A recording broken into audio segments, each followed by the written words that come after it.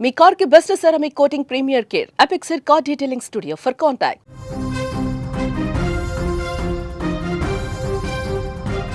ఢిల్లీ పేలుడు తర్వాత షాకింగ్ నిజాలు బయటపడుతూ ఉన్నాయి. భారతదేశాన్ని లక్ష్యంగా చేసుకుని సరిహద్దు దేశాలైన బంగ్లాదేశ్, నేపాల్ కేంద్రంగా పాకిస్తాన్ భారీ కుట్రకు తెరతీసింది. ఉగ్రస్థావరాల నిర్మాణం, శిక్షణ శిబిరాల ఏర్పాటుతో భారత భద్రతకు కొత్త సవాళ్లు విసురుతోంది. గుజరాత్ యాంటీ టెర్రరిస్ట్ స్క్వాడ్ ఇటీవల 3 ఉగ్రవాదులను అరెస్టు చేయడం, ఆ తర్వాత ఢిల్లీలో పేలుడు జరగడం, పేలుడు తర్వాత వరుసగా అరెస్టులు, పేలుడు వెనుక ఉన్న షాకింగ్ విషయాలు బయటకొస్తున్న క్రమంలో దేశవ్యాప్తంగా ఉగ్రదాడులకు కుట్ర చేసినట్లుగా కూడా భద్రతా అధికారులు గుర్తించడం జరిగింది. భారత్ చుట్టూ ఉగ్రవాదాన్ని విస్తరించేందుకు పాకిస్తాన్ భారీ కుట్రలు చేస్తోందని నిఘా వర్గాలు హెచ్చరికలను జారీ చేశారు.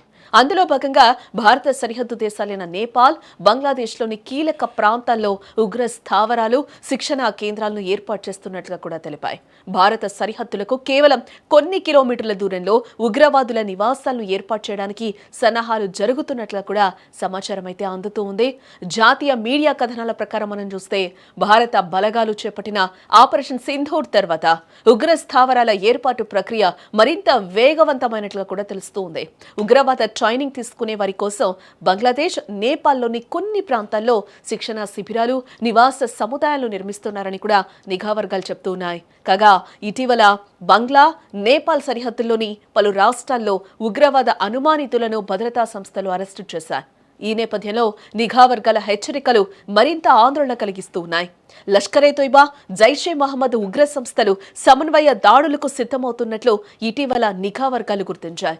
ఈ ఏడాది సెప్టెంబర్ నుంచి ఈ ఉగ్ర సంస్థలు చొరబాట్లు, గూఢచర్యం, సరిహద్దు లాజిస్టిక్స్ కార్యకలాపాలను కూడా గణనీయంగా పెంచాయని చెప్పుకోవాలి.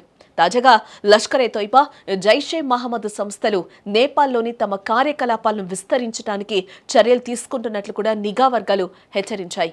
అల్ ఖైదా, ఐసిస్ వంటి సంస్థలు కూడా గత 5 నెలలుగా బంగ్లాదేశ్లో తమ కార్యకలాపాలను వేగవంతం చేస్తున్నట్లు పేర్కొన్నాయి.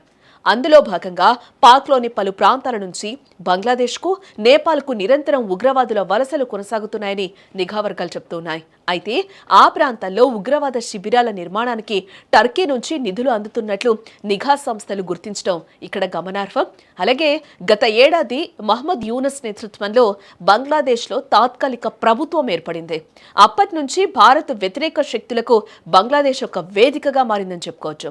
మహమ్మద్ యూనస్ సారథ్యంలోనే ఈ వ్యతిరేక కార్యకలాపాలు కూడా కొనసాగుతూ ఉన్నాయి. దీంతో పాకిస్తాన్ ఉగ్రవాదులకు బంగ్లాదేశ్ కొత్త గమ్యస్థానంగా మారిపోయింది.